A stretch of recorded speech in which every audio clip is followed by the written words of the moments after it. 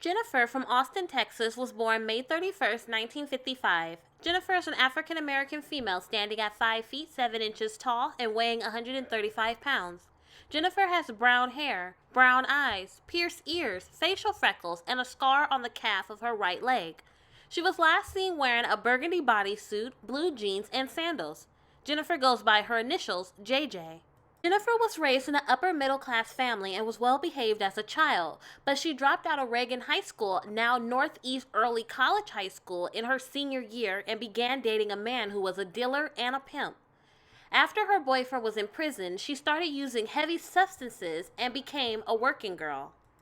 In February 1976, her pimp was murdered in a robbery gone bad in an Austin hotel. There were rumors that Jennifer had set him up and that she was afraid that his friends would come after her.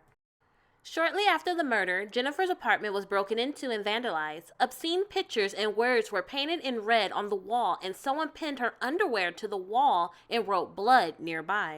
It's still unclear whether the murder of Jennifer's pimp and the break-in at her apartment are connected to her later disappearances.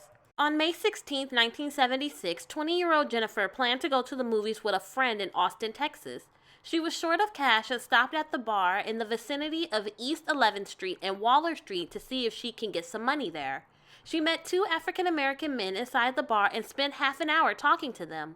One of them is described as 5 feet 4 inches with a thin build, wearing a sailor cap and a t-shirt. The other man was 5 feet 6 inches with a heavy build and a large afro. Jennifer told her friend that the men offered her $25 for services. Jennifer made the decision to go with them. One man left out the back door and the other man left out the front door and got into a large brown or tan van that was described as a Good Times van. It had a large whip antenna, teardrop-shaped side windows, a spare wheel on the back, and California license plate. The van turned the corner and the second man got inside. One of Jennifer's other friends was walking down the street on this night in that area and saw the van go around the block and then come back up the street. She looked into the van but didn't see Jennifer. Jennifer has never been seen or heard from again. Jennifer had made comments about wanting to go to California, and police looked for her in the Los Angeles area, but their searches turned up empty. Jennifer has a criminal record, but she has not been arrested since her 1976 disappearance. She is considered in danger, and foul play is suspected in her case. Around that time, two other young African-American women, Debra Kay Stewart and Brenda Moore, both disappeared from Austin in the spring of 1976. And it's possible that the three cases are related. Debra was a 19-year-old sophomore in college and worked at the Sears department store. Debra stood at 5 feet 1 inch tall and weighed 130 pounds. Debra had dark brown hair and brown eyes. She took medication for a chronic kidney condition and was required to drink fluids to keep her kidneys functioning. Debra has a scar on one of her breasts and was last seen wearing a blue long-sleeve blouse with white stitching, blue patchwork jeans, a blue bandana, a wide belt, and brown shoes. On May 21st, 1976, Debra wasn't feeling well and left work early. She was planning to make an appointment at the University of Texas Student Health Center, but she never made it.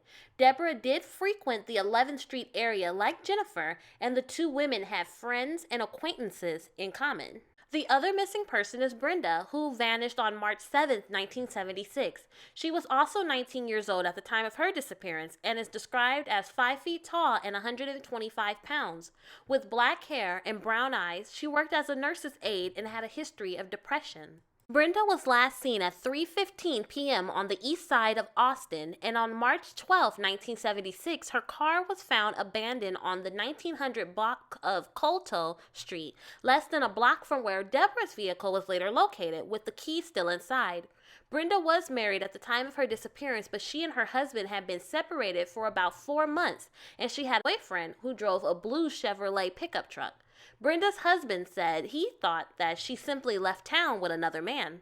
There is no hard evidence that Debra, Jennifer, and Brenda's disappearances are connected, but police are still looking into that possibility. All the cases still remain unsolved today.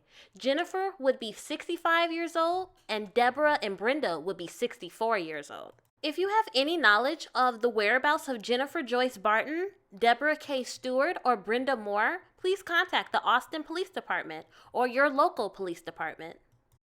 If you want to learn of other stories of missing African American girls and women, like this video, and please subscribe to my YouTube channel. Remember to turn on notifications so you'll be alerted of my next upload. I'll see you on the next case. Thank you, Xandi.